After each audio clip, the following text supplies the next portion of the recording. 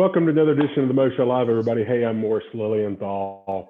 One of the things that I'm really passionate about is giving back. And I really think that's so important that that's something that we all have a responsibility, especially those of us who have been blessed to have, good jobs and opportunities in life, that I think we have an opportunity to give back and help others and do. And one of the organizations that I think of the many that are out there that do a good job with that is Rotary International and Rotary. And that's something that I've been a member of for, 6-7 years now, and really passionate about that. And I'm excited to have Ryan Renaud on to talk about the Rotaract Club of Huntsville and to talk about what that club does, its involvement with Rotary, and as kind of an organization or an arm of Rotary for young professionals, and excited to talk about what they're doing here locally, and what you might can do to get involved in a Rotaract club in your area. Ryan, how are you doing, man? How are you making it through all these times? I know you've kind of had a little bit going on here. Yeah, we're doing good. We're getting by like everybody else is, just as best we can. I've been really blessed and fortunate to stay busy with work and being in the mortgage business. We're still seeing a pretty good flood of applications. Everybody's taking advantage of low rates and trying to free up some cash flow and take advantage of the equity that they do have. So I've been lucky and very blessed to stay busy, but doing well. We're all in good health over here, so hope the same. Hope it's the same for you and the family. It is, as a lot of people are saying, it's the new normal for right now, and just trying to get adjusted to it. And from a personal perspective, I'm working at home a lot now and trying to get adjusted to doing that. So if my internet lags, it's because I live in East Limestone and we don't have the best internet out here. So I'll apologize in advance about that. And in doing it and just trying to work remotely, but we're real fortunate. Everybody at the house is healthy, and everybody at our law firm is healthy. And so, we're just managing, trying to, just like you're trying to do, just trying to carry on as best we can. And, hopefully looking forward to getting through this in a little bit more sense of a new normal and getting back out as soon as we can. But I'm excited to have you on. I know, if you're the president of your Rotaract Club, you're pretty passionate about Rotaract and Rotary and the underlying principles of service above self.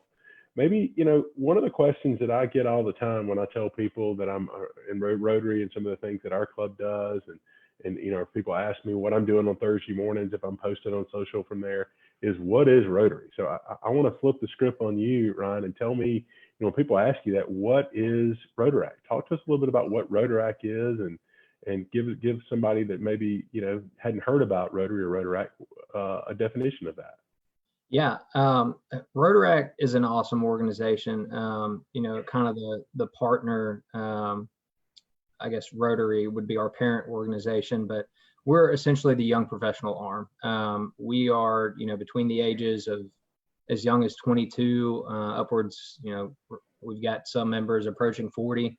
But we are essentially the young professional arm of Rotary International. Rotaract Club of Huntsville specifically was founded in 2009.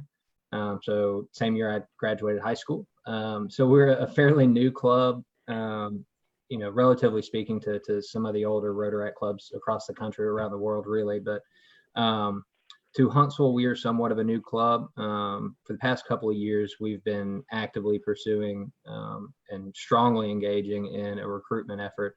But at its core, Rotaract Club really tries to prosper and advocate for professional development of emerging young leaders in our local community.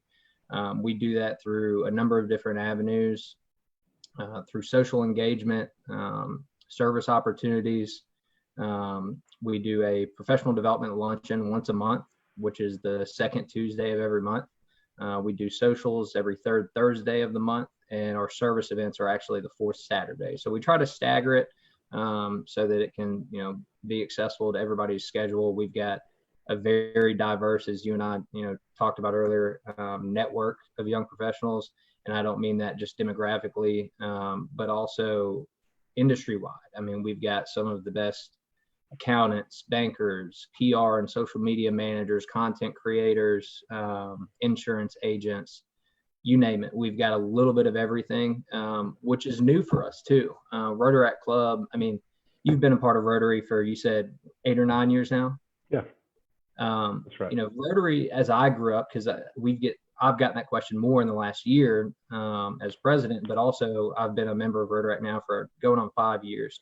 And you get a lot, you know, what is Rotary? What is Rotaract? And aside from, you know, trying to foster those professional and personal advancements and relationships, I mean, it's networking, it's community engagement. And then I think you really hit the nail on the head. And as does the mantra of Rotary, it's service above self. It's giving back to the community. Yeah. So as a club, we try to engage our membership as best we can through the resources that we have available to us from our membership and from the club itself. Yeah. Well, and I think a lot to unpack there and do, but I think, you know, number one, it's a way to bring a lot of like-minded people from different avenues of different professions together for a common cause. And, you know, what's interesting to me about my Rotary Club, and I'm sure this is true about your Rotaract Club, is that you have different people of different religions, different ethnicities, probably different political values and things, but we all have one thing in common, and that is we're passionate about giving back and helping others. And along the way, while we're doing that, it's a great way, especially as a young professional, to network and to meet other people in town that have that mindset of and want to give back, you know, locally and sometimes depending upon, you know, especially with some clubs internationally, and to do, but it all starts with giving back. And I love the fact too that, and I want to ask you about that, the professional development. Tell us a little bit about that, you know, what that entails, and maybe give us an example or two of what kind of professional development, because as a young professional, that's super important.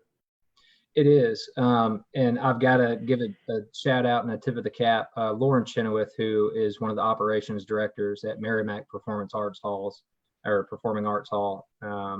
is our vice president of the club. And I mean, this club has been blessed over the last as long as I've been involved for the 5 years, has been incredibly well resourced with the board members and members that we've had. And it's been a growing number, but Lauren has done an incredible job with our professional development lunches over the last year. I mean, we've had speakers from across all different walks of life, all different industries. We try to bring speakers in to talk about professional development, to talk about, you know, setting career goals, what's needed to obtain those goals. How do you lay out a pathway? And we've had speakers, everybody from emo with the Trash Pandas. We've talked about the Singing River Trail that's going on here in North Alabama. We've had David Stidger, who's, shout out to David, my neighbor actually across the street, works with Open Door. They provide employment resources for those on the autism spectrum. We've had speakers come from Creative Cities Committee, an arm of the Committee of 100, who are doing some incredible work here in the Huntsville community, one of which being, of course, the National Board Certified Teachers Grant. We've had Officer Stephen Gibbs from HPD come in with his canine dogs and do a demonstration for us to talk about the work that they do in the community. Philip Duncan with Gen Y Communications. Philip and Kristen do some incredible presentations about the different age demographics in the workplace, gaps in those employment needs, and how to work best amongst peers of different generations. But we try to tool our membership with resources that maybe they may not be aware of or haven't been exposed to yet.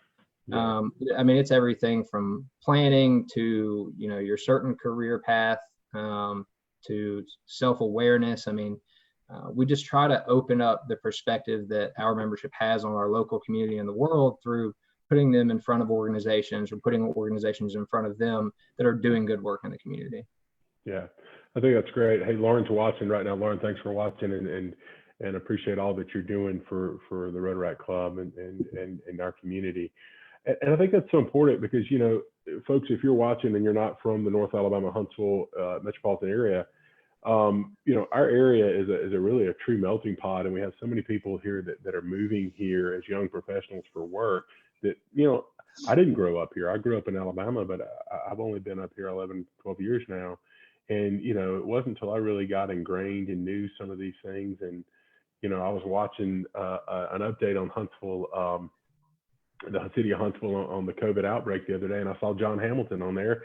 Well, I knew who John Hamilton was because he came to speak to my Rotary Club when he was the Garretson commander. And then that's what I learned what the Garretson commander was, that he's the mayor of Redstone Arsenal. If it hadn't been for Rotary, I never would have understood what that role was and how his role was. And a lot of those people stay here. But what you're doing now is allowing the members of your club and these young professionals to understand what's going on. But I think it's so cool too that you're allowing these other organizations to understand, hey, here's a bunch of young professionals who are passionate about their community and giving back. And there's an opportunity to get them involved in something that could help their organization too. I think that's great. Yeah. And I mean, it really is incredible. I mean, as you know, living in Huntsville as long as you have, and I mean, I was born and raised here and knew the minute I left for Tuscaloosa to go to college that I had every intention on coming back, not because I knew what I wanted to do, but because I knew where I wanted to raise a family and live. And Huntsville is an incredible community, but I mean, I think what makes it so special is the people that make up that community.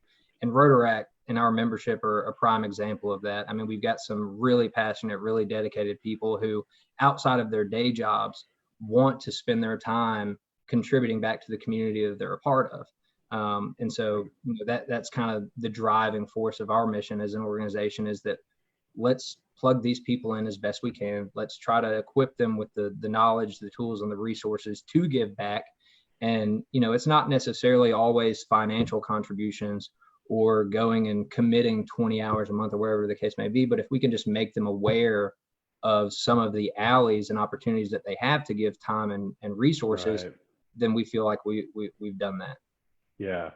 Well, and then one of the great things about, the Rotary service organization, Rotaract too, is that by having multiple projects, you give multiple opportunities, because as young professionals and as getting to be old professionals, my hair's getting grayer, is that, we're pulled in many different directions, and you guys are probably starting young families and older, some of still, I'm in my early 40s and we've got, commitments, but it allows me to plug into opportunities that I've got time for, and B, something that I have a passion for. Because something that, for example, there may be outdoor things or construction type projects that I know some of the Rotary clubs in Huntsville do, that I'm passionate about the mission, but I'm probably not the best person to be out doing construction. And so, there are different opportunities that allow, I think that's awesome, because you allow your members to plug in different ways for their time commitment and for what they're better skilled set and have passion for.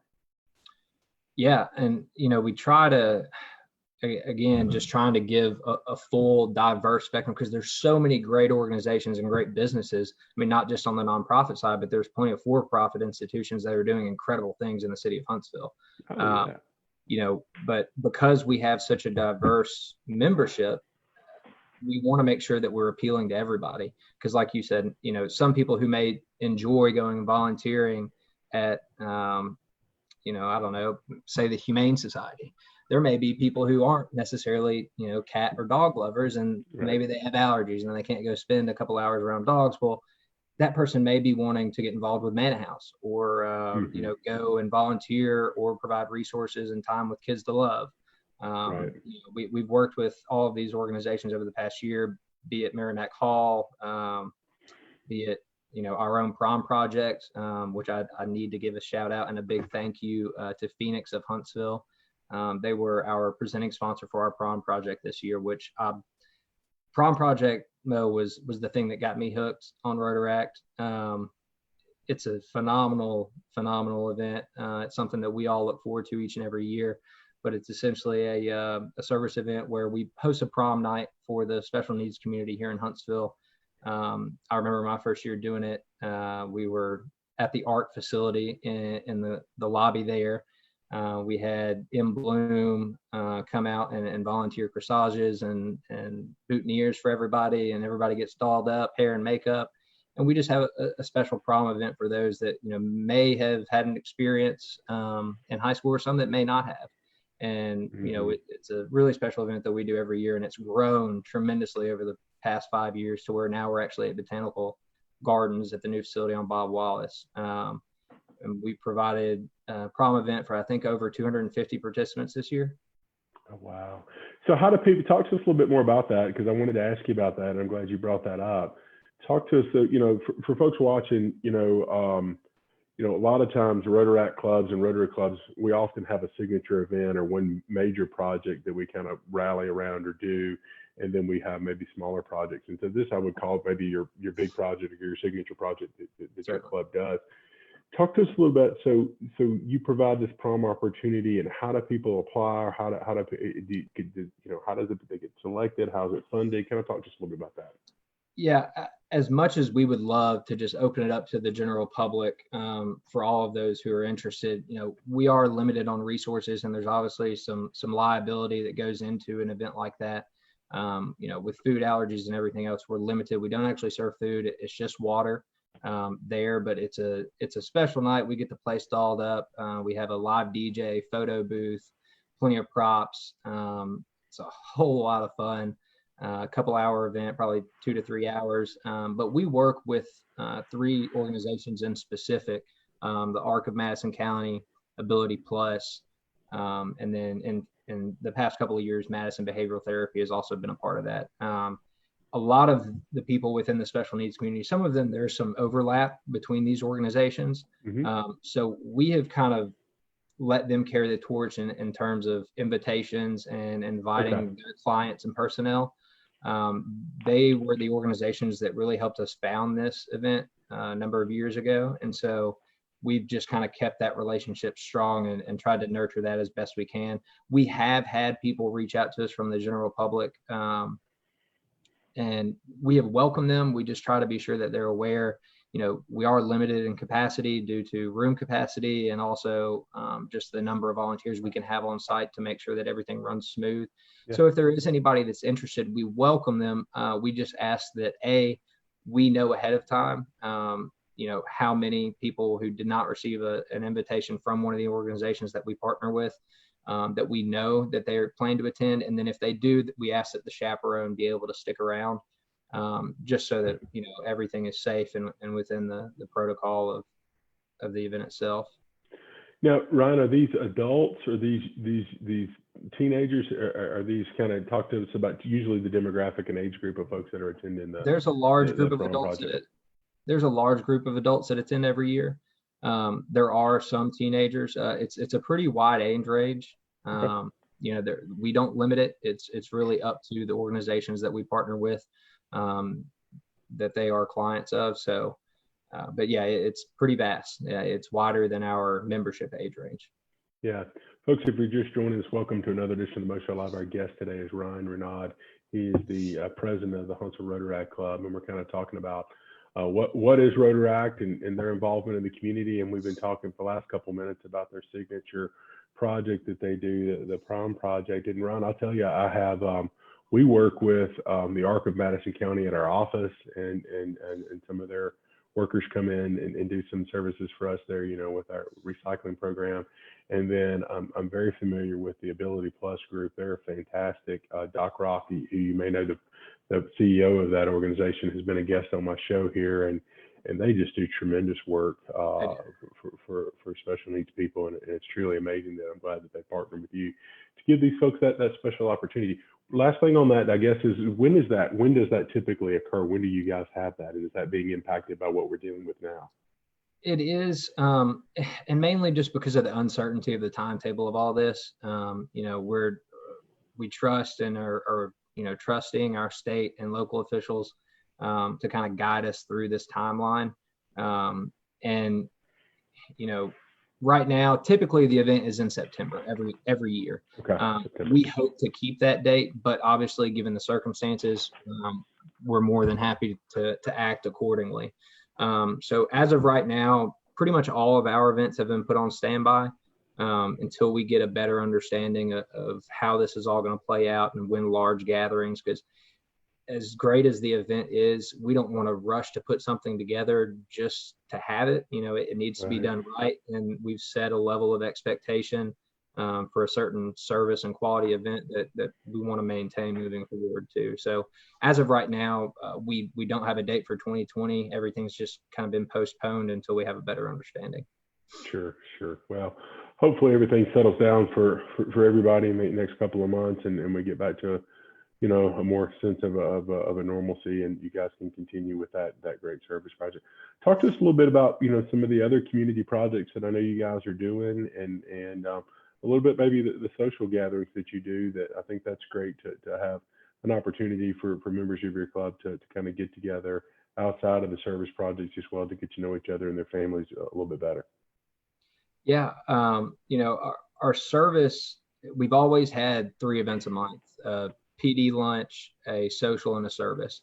And Ellery Miller, who works with Maynard Cooper and Gale, another attorney's office here in town. Ellery's done a fantastic job with service this year. I mean, she's really stepped it up. We added a little bit. We did a small reallocation of the budget to add. We do a little lunch gathering after the service now. So we typically meet around 8:30, 9 a.m. on the 4th Saturday of each month. We'll go and volunteer within an organization. It rotates every month. So, like we talked about, we want to try to appeal to all of our membership by putting different service organizations in front of them so that they can find what their passion is with the time that they have made available to them, and kind of plug and play as they see fit. And Eller's done a great job of really ramping that up this year. I mean, so far we've volunteered with Manor House, Huntsville Humane Society, Merrimack Hall, Huntsville Madison County Senior Center. Obviously our prom project as of last September. We did a toy drive for Kids to Love. And then we also volunteered with the North Alabama Human Trafficking Task Force. And I can't forget, because this was probably one of my favorite ones this year. We spent an afternoon with Operation Green Team, which I highly recommend if that's anywhere on your radar or level of interest, and you're just kind of curious or want to figure out what it is Operation Green Team does. It's truly remarkable the impact that group has with the limited resources available to them. I mean, they're doing some really good work, and it's really fascinating. I mean, to go and hear their story from the backside. I really enjoyed it. We spent about 3 or 4 hours with them. I guess it was probably 2 or 3 months ago now, but Operation Green Team is, if you're looking for somewhere to go spend some time in the community, that they're doing good work. And give me the 30-second. So what do they do? I've heard the name, but I don't really know. They are a recycling resource for the city. Okay. Anything that goes in that blue bin ends up with Operation Green Team. They sort it, they box it, rebag it, they send it out to the plastics purchasers that, our city, as well as every other major metropolitan area that does recycle. They work in tandem with those purchasers to make sure that these plastics are ending up where they need to be, and not in another landfill somewhere. So we sorted out, Lord only knows how many bottle caps in that short couple hours of time, but it felt like a couple million. But it was fun, and they're experts in the field. I mean, they can break it down to you and make it a mere science, where a lot of that is kind of over our head. But it was really interesting and a great learning experience for sure. That's awesome, man. And I just, like I said, that's one of the things I love, is that you're out doing good for the community and doing these things, but it's educating your membership about what's going on in the community and other opportunities, and it finds ways that they can give back and not only give back, but educate others, because once you go out and you learn about that, you're like, hey man, did you know about this Operation Green Team, or did you know about the Arc of Madison County, or this, that, and other? Because I've had experiences and things that I've learned in Rotary that are resources that I've used as a professional and offered to the people who come to me for advice or have questions about something. And it's a resource that if it hadn't been for Rotary, I wouldn't have known existed in our community. Yeah. And it's truly awesome. Yeah. That's the goal. Yeah. So as we get ready to wrap up here, I want to be mindful of your time. Talk to us a little bit about kind of the people, if they want to get involved when things kind of settle down and we can hopefully get closer than 6 to 8 feet from each other, and you kind of settle back into more of a routine with the meetings and service projects and development that you do monthly.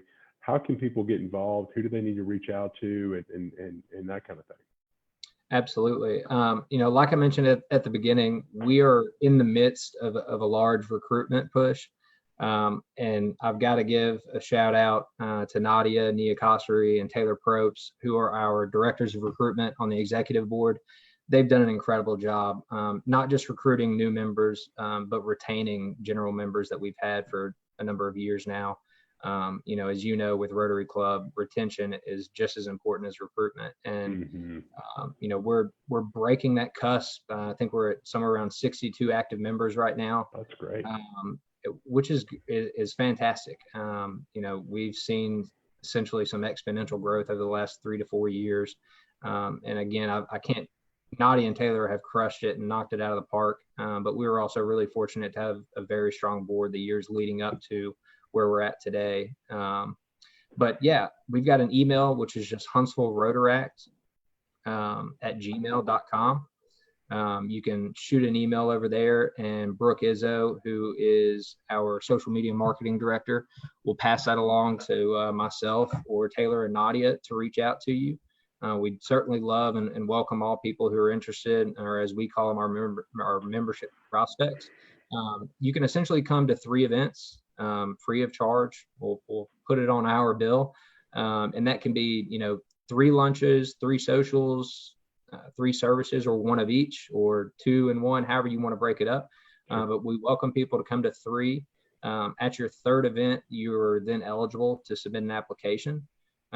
We make it 3 because we want to make sure that your interest is sincere, and then it's not just coming to get a free meal or a free drink and then going about your merry way. So we try to be as open, as inviting as possible. We are actively pursuing new membership, and like you touched on as well, historically it's kind of been the traditional bankers, attorneys, doctors, and you mentioned it. You've been enlightened or exposed to resources through Rotary you would have never have been made aware of. And when we came to that same realization in the recruitment processes, we've got to expand our industries. We want artisans, we want artists, we want musicians, we want crafts makers, we want the people who are service providers, maybe not to the general public, they may be, but they may also be service providers business to business. Right. As somebody who worked on the business development side of the bank before the mortgage department, I was hiring artists for events. I was hiring vendors for these events for the bank.